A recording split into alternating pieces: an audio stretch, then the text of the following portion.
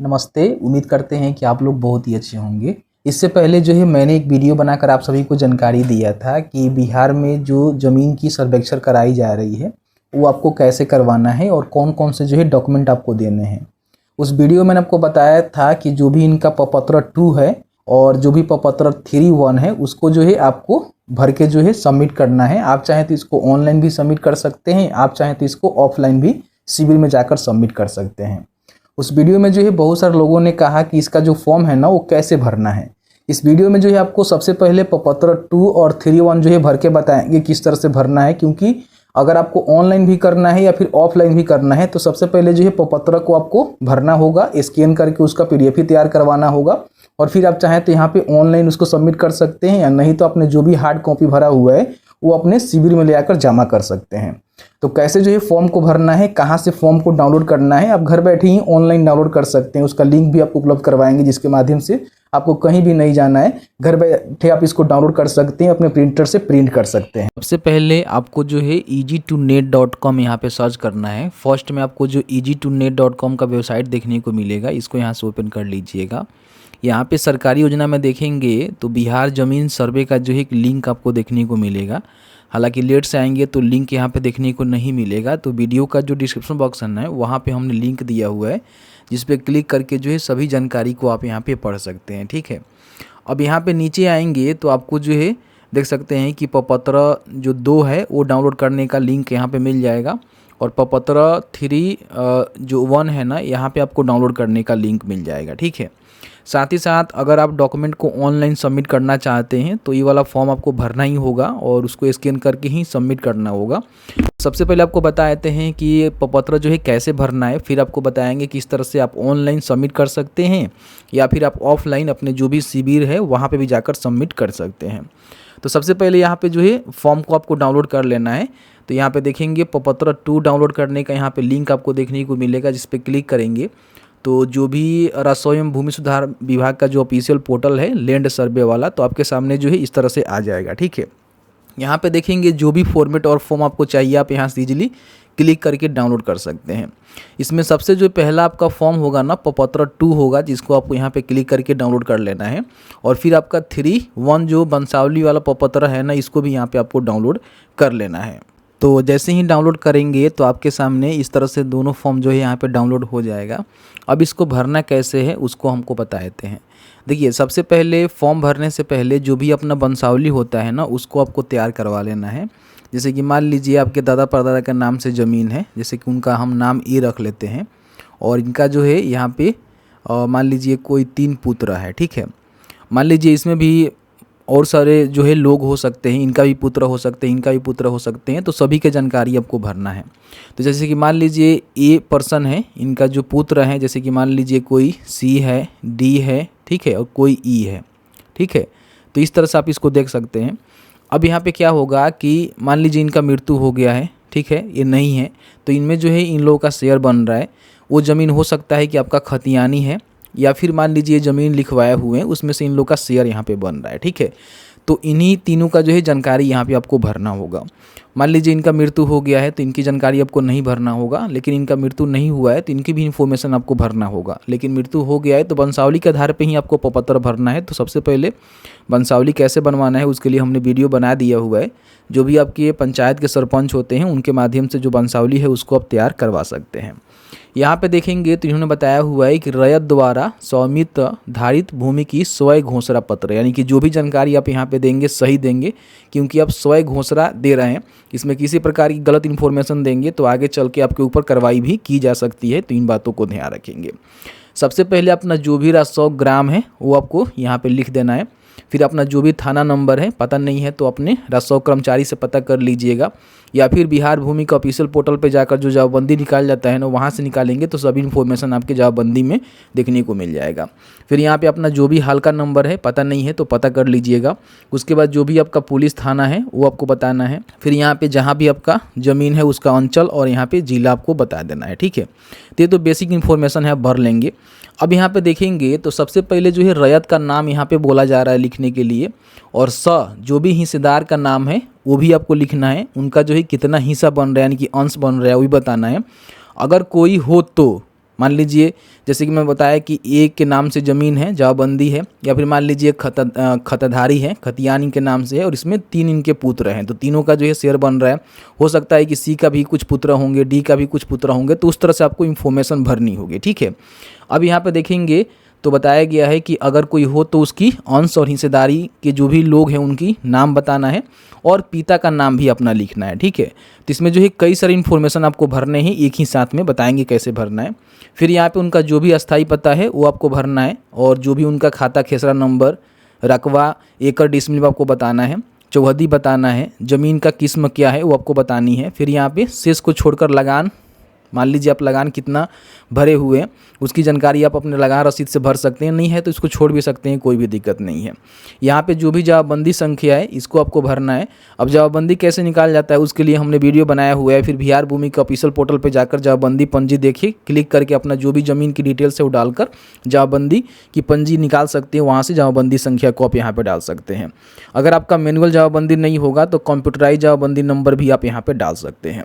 फिर यहाँ पे देखेंगे तो भूमि पर दावा का आधार क्या है आपका, मान लीजिए आपके ज़मीन जो है खतियानी है उसका उत्तराधिकारी है तो वो वाला भर सकते हैं, या फिर मान लीजिए आपको दान में ज़मीन मिला हुआ है तो उसकी जानकारी भर सकते हैं, या फिर अपने ज़मीन खुद रजिस्ट्री किया हुआ है, या फिर बंदोबस्त वाला ज़मीन है, या फिर अन्य प्रकार का किसी प्रकार का ज़मीन है तो उसकी इन्फॉर्मेशन आप यहाँ पे भरेंगे। अगर कोई अभियोक्ति है तो आप यहाँ पे दे सकते हैं, बट इसको देना मैंडेटरी नहीं है। अब यहाँ पे बात कर लेते हैं कि जो भी आपने वंशावली तैयार किया हुआ है, तो मान लीजिए इनके 3 पुत्र हैं, ठीक है, तो तीनों का जो है इन्फॉर्मेशन यहाँ पे भरना होगा। तो सबसे पहले क्या करना है कि जैसे कि मान लीजिए ये वाला पर्सन जो है बड़ा है, उसके बाद ये हैं, इसके बाद ये हैं, तो सबसे पहले बड़े की इन्फॉर्मेशन आपको भरना होगा कि उनका नाम क्या है। ठीक है, तो जैसे कि मान लीजिए इनका नाम यहाँ पे सी है तो हम यहाँ पे सी भर देंगे। ठीक है, समझिएगा हम बात को क्या कह रहे हैं, कहीं भी किसी प्रकार की डाउट कन्फ्यूजन होगा तो आप हमसे ज़रूर पूछिएगा, हम आपको बताने की कोशिश करेंगे।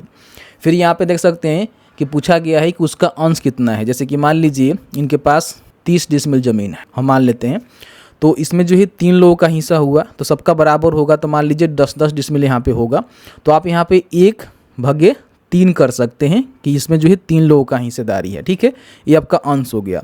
उसके बाद यहाँ पे फिर पूछा जा रहा है कि उनके पिता का नाम, तो जो भी सी का पिता का नाम है वो आपको लिखना है। तो सी के पिता का नाम यहाँ पे हमारे वंशावली के अनुसार ए है। ठीक है, तो हम यहाँ पे ए लिख देंगे, हम आपको एग्जाम्पल के तौर पर बता रहे हैं, अब बात को समझिएगा, उसके हिसाब से आप भरेंगे ना वंशावली के आधार पे, तो कहीं भी आपको किसी प्रकार की कोई भी कन्फ्यूजन क्रिएट नहीं होगा। ठीक है, तो जैसे कि इस तरह से सी का हमने जानकारी भर दिया, उसका अंश कितना हो रहा है वो बता दिया। फिर यहाँ पे जो उसके पिता का नाम है यहीं पे आपको लिखना है, बहुत ही छोट जगह दिया गया, आप क्या करिएगा इसी में आपको भरना होगा। फिर यहाँ पे इनका जो भी अस्थाई पता है आधार कार्ड के अनुसार, क्योंकि आधार कार्ड और या फिर वोटर आईडी कार्ड आपको देना पड़ रहा है, तो उसके हिसाब से उनका जो भी अस्थाई पता है यहाँ पे उनका जो है पूरा यहाँ पे एड्रेस आपको टाइप कर देना है। फिर यहाँ पे मान लीजिए जो भी ज़मीन है वो चाहे किसी प्रकार की ज़मीन है, खतियानी ज़मीन है, तो आप सभी जानते हैं कि उसमें बहुत सारे लोग शेयर होल्डर होते हैं, तो उसमें खाता नंबर जो भी है उस खतियानी ज़मीन का या फिर किसी प्रकार की ज़मीन है तो उसका खाता नंबर, खेसरा नंबर, कितना डिसमिल जो है रकबा यहाँ पे हो रहा है। ठीक है, तो मान लीजिए इनका जो है 30 डिसमिल में 10 डिसमिल यहाँ पे हम दे देते हैं इनको, इनका जो है 10 डिसमिल यहाँ पे शेयर आ रहा है, इसका बंटवारानामा भी पेपर आपको देना होगा। फिर यहाँ पे चौहद्दी दक्षिण उत्तर का आप यहाँ पे लिख देंगे, जैसे कि मान लीजिए दक्षिण में कोई है, उत्तर में कोई है, तो इस तरह से चौहद्दी आप इसमें लिख देंगे। ठीक है, फिर बताएंगे कि आपका ज़मीन जो है किस प्रकार का है, भीट है, धनहर है, या फिर जो भी आपका कंडीशन है, आप अपने कंडीशन के हिसाब से ज़मीन का जो किस्म है बता सकते हैं कि वास का ज़मीन है या फिर भीट है या फिर जो भी धनहर होता है, उस प्रकार के जो भी मतलब यहाँ पे आपका कंडीशन है उसको बताएंगे। फिर यहाँ पे मान लीजिए लगान की जानकारी आपको पता है, जो भी आपने रसीद कटवाया हुआ है, तो शेष को छोड़कर आपका लगान की कितनी राशि है वो आप यहाँ पे बता सकते हैं, नहीं है छोड़ दीजिएगा। यहाँ पे जो भी ज़मीन का जवाबबंदी संख्या है उसको निकाल कर यहाँ पे डाल दीजिएगा। फिर यहाँ पे मान लीजिए ये ज़मीन जो है आपको किस तरह से मिला हुआ है, मतलब कि जो भी सी है उनको ये ज़मीन किस तरह से मिला हुआ है। तो मेरे कंडीशन में देखेंगे तो जैसे मान लीजिए खतियानी ज़मीन है ए के नाम से, तो इनके जो है वंशज को मिला हुआ है, तो इसका मतलब ये है कि ये इसका उत्तराधिकारी है, यथा उत्तराधिकारी आप यहाँ पे लिखेंगे कि उत्तराधिकारी है। ठीक है, अगर मान लीजिए कोई ज़मीन दान में मिला हुआ है तो दान लिखेंगे, अगर आपने किसी से ख़रीदा हुआ है तो आप यहाँ पे भरेंगे कि मैं क्रय किया हूँ, या फिर बंदोबस्त वाला ज़मीन होगा तो बंदोबस्ती वाला लिखेंगे। तो इस तरह से जानकारी को भरना है। तो ये जो है सी का जानकारी हो गया। अब यहाँ पे डी भी इसमें शामिल है, तो यहाँ पे लिखेंगे डी का नाम, दूसरे जो उसके भाई है उसका नाम, फिर उसका अंश जो है 1/3 होगा। फिर यहाँ पे उसके पिता का नाम ये ही होंगे, जैसे कि ये वाला, ठीक है। उसके बाद उसका अस्थाई पता, खाता नंबर वही रहेगा अगर वही है, खेसरा नंबर वही रहेगा। फिर यहाँ पे रकबा वही रहेगा, डिसमिल में चौहद्दी वही रहेगा।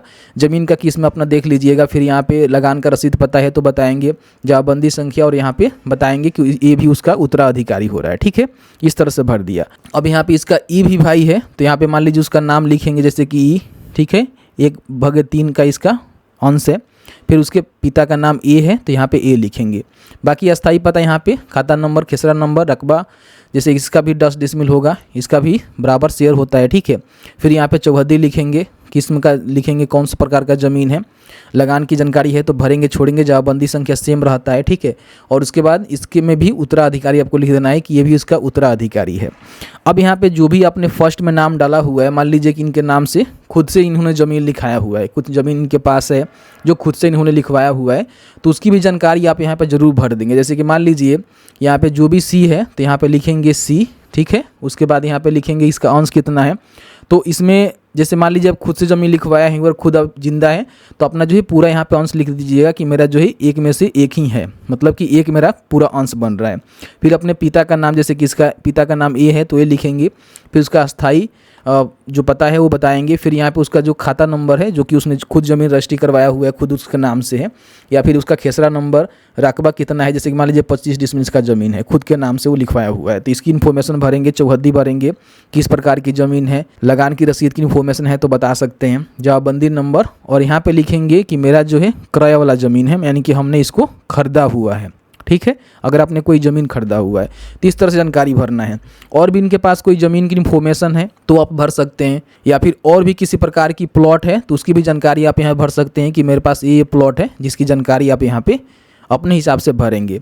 हालांकि कहीं भी किसी प्रकार की ज़्यादा कन्फ्यूजन हो रहा है तो जो भी आपके शिविर लगाए गए हैं वहाँ पे भी जाकर इन्फॉर्मेशन को प्राप्त कर सकते हैं। ऐसा नहीं है कि इस वीडियो को ही देखकर आप सभी चीज़ों को कर पाएंगे, क्योंकि इसमें देखेंगे तो वंशावली जो है बहुत लंबा वाला चीज़ होता है, तो उसको भी आप एक बार जरूर देख लीजिएगा। कहीं भी किसी प्रकार की कन्फ्यूजन होगा तो आप एक बार जरूर जो है अपने शिविर में जाकर पता करिएगा, वहाँ से भी फॉर्म आपका भरने में हेल्प कर दिया जाता है, ठीक है। तो इस तरह से इस फॉर्म को भरना है।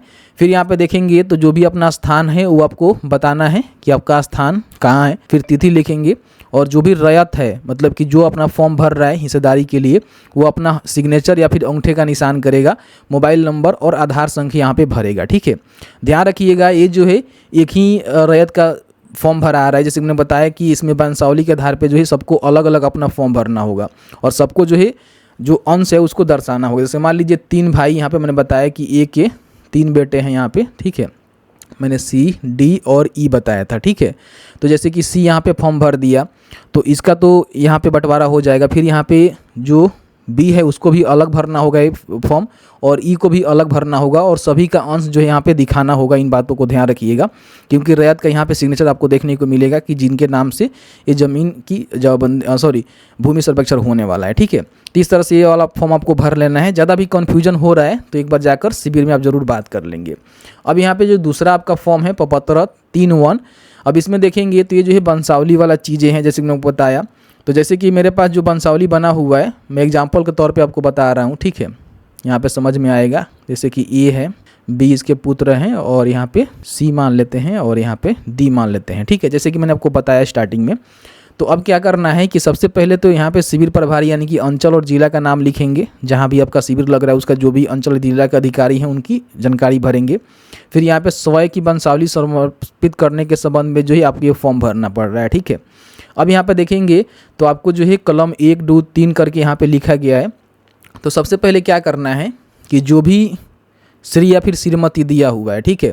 तो जैसे कि फर्स्ट में जिनका यहाँ पे नाम लिखेंगे, जिनके नाम से फॉर्म भरेंगे और हिस्सेदारी दर्शाएंगे, तो उसमें जो फर्स्ट वाला जो रैयत होगा ना उसका ही इन्फॉर्मेशन यहाँ पे भरना है, ठीक है।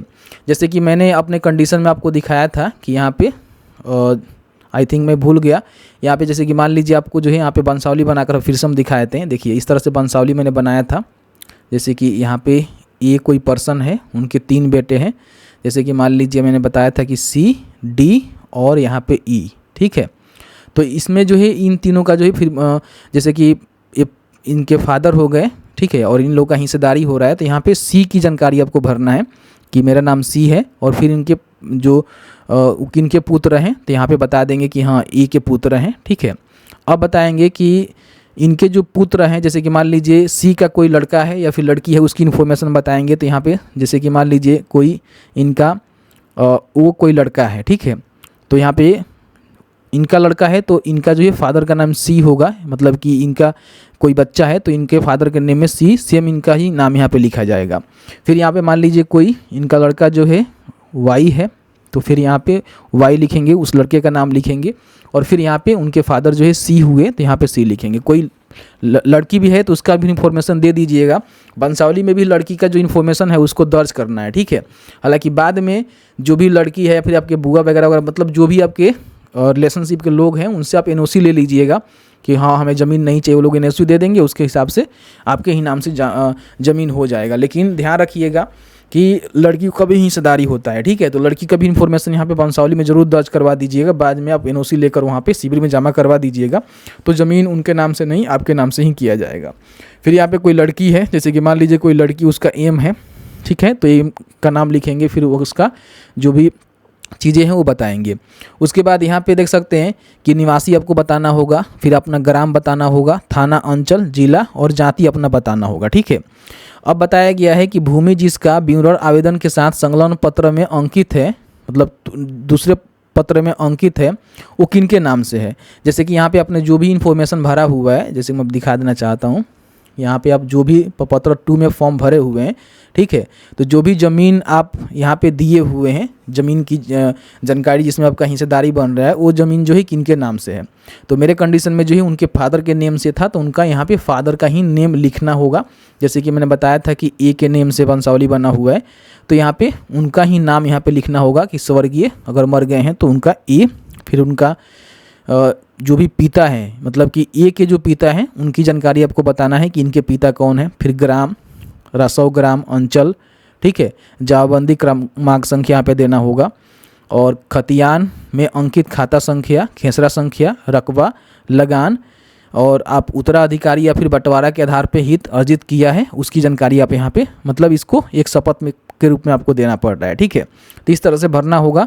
फिर यहाँ पे देखेंगे जो भी याचिकाकर्ता हैं उनका जो है पूरा यहाँ पे सिग्नेचर वगैरह वगैरह होगा, तो आप यहाँ पे सिग्नेचर वगैरह वगैरह करिएगा। तो इस तरह से जो है आपको फॉर्म को भरना है। कहीं भी किसी प्रकार की कन्फ्यूजन हो रहा है तो प्लीज़ एक बार अपने शिविर से जरूर संपर्क कर लीजिएगा। हो सकता है कि वहाँ पे और भी आपको अच्छी तरह से इस चीज़ों को बता दी जाए, ठीक है। तो इस तरह से ये वाला फॉर्म आपको भरना है। अब ये फॉर्म भरने के बाद जो है कुछ महत्वपूर्ण आपको दस्तावेज लगाने होते हैं। तो दस्तावेज की रिगार्डिंग हम बता देते हैं। तो यहाँ पर देखेंगे ये वाला फॉर्म आप डाउनलोड करेंगे तो इसमें जो है दस्तावेज भी आपको बताया गया है कि कौन कौन से जो है दस्तावेज आपको लगाने हैं। हालांकि मैंने जो है जानकारी आपको बता ही दिया था, जैसे कि देख सकते हैं बताया गया है कि मृतक जवाबंदी रैयत की मृत्यु की तिथि या फिर वर्ष बता देंगे कब उनका मृत्यु हुआ था। जवाबंदी संख्या की जो भी डिटेल्स है या फिर मलगुजारी रसीद की संख्या वर्ष है वो आप बताएंगे। खतियान की नकल अगर आपके पास है तो लगा सकते हैं। दावाकृत भूमि से संबंधित दस्तावेज की विवरण, यानी कि जो भी आपकी ज़मीन की आप दावा कर रहे हैं उससे संबंधित जो भी आपके पास रजिस्ट्री डीड है, करेक्शन स्लिप है, या फिर जो भी आपके पास डॉक्यूमेंट है वो आपको देना होगा। अगर उस ज़मीन पर किसी प्रकार की केस वगैरह वगैरह चल रहा है न्यायालय का तो उसकी जो आदेश प्रति होती है वो आपको देना होगा।